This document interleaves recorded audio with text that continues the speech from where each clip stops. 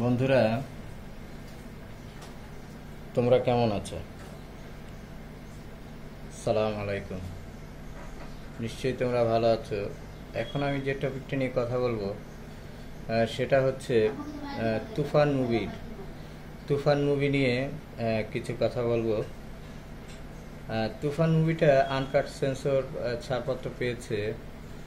এখন প্রযোজকরা অভিযোগ করেছে যে তুফান মুভি ভারতে টাকা পাচারের একটা অভিযোগ। এখন এটা কতটা কতটা সত্য? আহ, এতদিন ছিল যৌথ প্রযোজনার মুভি। এখন তোমার বলা হচ্ছে যে এই মুভিটা শুধু বাংলাদেশের মুভি, আর পুরো শুটিংটাই হয়েছে ইন্ডিয়াতে। আহ, অধিকাংশ অভিনেতা অভিনেত্রী আহ, তোমার ইন্ডিয়ার। বাংলাদেশের আছে শাকিব খান আর কয়েকজন। যাই হোক, প্রযোজনা প্রতিষ্ঠান এবং মাননীয় আদনান আশরাফ সাহেব, রাষ্ট্রপতির ছেলে, তিনিও বলেছেন যে এটা 8 থেকে 10 কোটি টাকা কিভাবে ইন্ডিয়াতে নিয়ে এই মুভিটা করা হয়েছে। আলফাই, চরকি, এসবিএফ। যদি আলফাই, চরকি এবং এসবিএফ হয়, এসবিএফ হচ্ছে ইন্ডিয়ার একটা বিখ্যাত প্রযোজনা প্রতিষ্ঠান। এখন তারা যদি হয় তাহলে তো সেই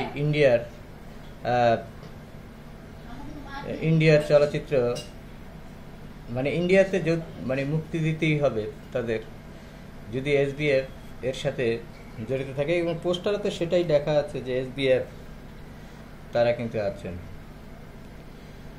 তো যাই হোক, যৌথ নীতিমালা কতটুকু কি করেছে না করেছে এটা তারাই ভালো জানেন এবং তারাই ভালো বলতে পারবেন। ওটা নিয়ে আমাদের কোনো মাথা ব্যথা নেই। এদিকে হল মালিকরা বলছে যে এই ছবির রেন্টাল নাকি চাওয়া হচ্ছে, এই ছবির জন্য চাওয়া হচ্ছে 14 থেকে 15 লক্ষ টাকা।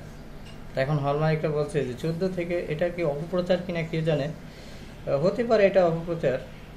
যদি 14 থেকে 15 লাখ টাকা এই মুভির জন্য প্রযোজনা প্রতিষ্ঠান চায়, তাহলে কিন্তু হল মালিকরা অনেকেই এই মুভিটা নেবে না। কারণ 14 থেকে 15 লক্ষ টাকা উঠা চারটিখানি কথা নয়। বাংলাদেশ থেকে এত টাকা কিভাবে উঠাবে? আর এই মুভিটার কেউ কেউ বলতেছে যে এই মুভিটার বাজেট হচ্ছে প্রায় 20 কোটি টাকা, আবার কেউ বলছে প্রায় 10 থেকে 15 কোটি টাকা। এখন দেখার বিষয় মুভিটা কেমন করে। আশা করছি তুফান মুভিটা ভালো করবে, বাট এটা কি যৌথ প্রযোজনার মুভি নাকি যৌথ প্রতারণার মুভি এখনও কিন্তু বলা যাচ্ছে না।